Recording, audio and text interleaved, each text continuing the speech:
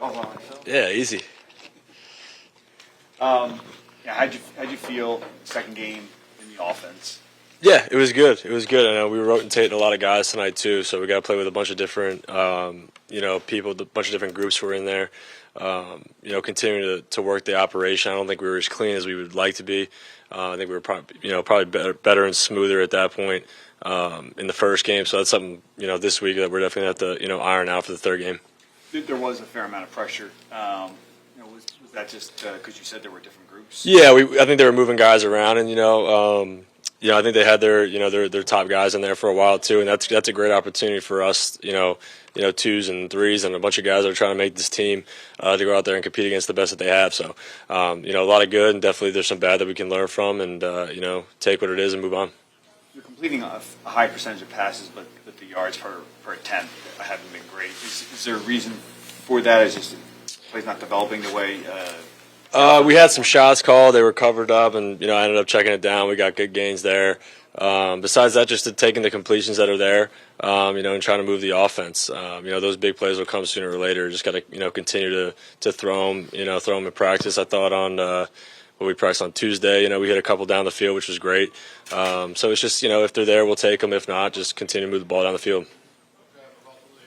Obviously, the Eagles traded you to be the number 2 guy, but Tanner's been getting some of the reps in the twos. How do you view that competition now? Yeah, I think it's just, they're continuing, like I said, kind of mixing groups up and just letting guys play with different groups. Just taking it a day at a time and continuing to put good tape out there, continue to play well, and progress with the offense.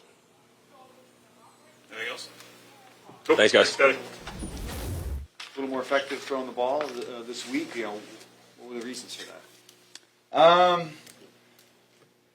I don't know. Just trying to take what the defense gave us. I thought our guys did a great job of creating separation. I would say just taking what the defense gave us.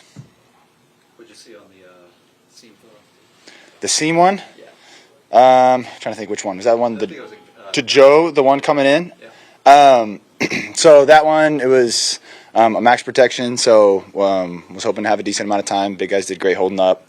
I didn't see the route, but when I came to the sideline, a lot of the guys were like, Joe just had a nasty route because he had inside leverage. I know it's a tough route to run against that inside leverage, but I'm excited to see it on film because he had a ton of separation, so made the throw easy on me. But I'm excited to see what he did to create that much separation because everybody on the sideline was freaking out. Why leave and then come back in? Not 100% sure. Coach just told us that was going to be the game plan at the beginning of the game, and I was like, okay. Like, they did a good job communicating with it, and we roll with the punches. I'm not 100% sure. I think it was just to give everybody an equal opportunity, so it wasn't like at the end of the game if it was a 4-minute, 2-minute, no matter what it was. But I was just ready to roll whenever they call my name.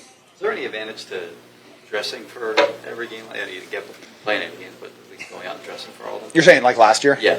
Yeah, I would say so. Just being around the guys, being on the sideline, just hearing what coaches are talking about, how I would say reading sidelines. I feel like as a quarterback, you want to have, you want to be in a leadership position and kind of read the sideline. Do you guys need we're fine, flush it, let's go, or do they need kind of like a kick in the butt, like, hey, we got to get going, it's time to roll. So I think just seeing how Jalen did that last year and then just being able to put my spin and my personality on it when I'm out there trying to take charge. I think it's very beneficial. What do you think you're better at this year? Me personally, I feel like mentally, I feel like I can see the defense a lot cleaner. I feel like that was one of the biggest things going from college to the NFL is just post-snap movement.